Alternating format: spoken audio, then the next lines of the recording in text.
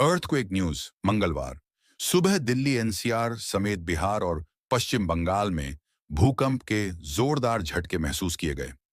National centre for seismology के मुताबिक यह भूकंप 7.1 की तीव्रता का था, जिसका केंद्र नेपाल में बताया जा रहा है। भूकंप के आने का कारण क्या है? माना जाता है कि धरती की 7 प्लेट्स हैं जो लगातार घूमती रहती हैं। इस दौरान इन प्लेट्स में घर्षण होता है और वे आपस में टकराती हैं।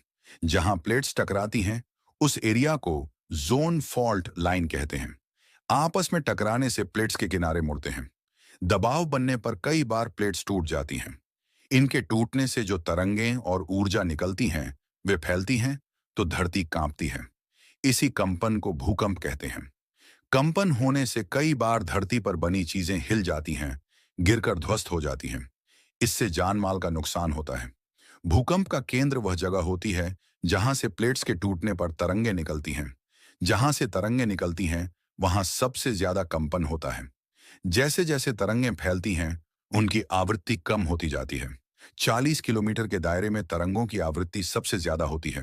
Earthquake in West Bengal and Bihar, राजधानी दिल्ली एनसीआर समेत देश के कई राज्यों में भूकंप के झटके महसूस किए गए हैं।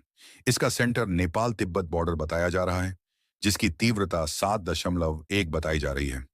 भारत में यह दिल्ली एनसीआर के अलावा पश्चिम बंगाल और बिहार में झटके महसूस हुए।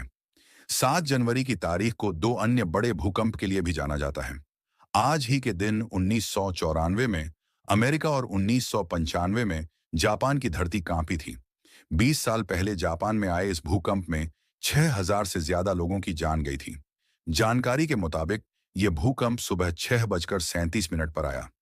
धरती करीब 15 सेकंड तक हिलती रही।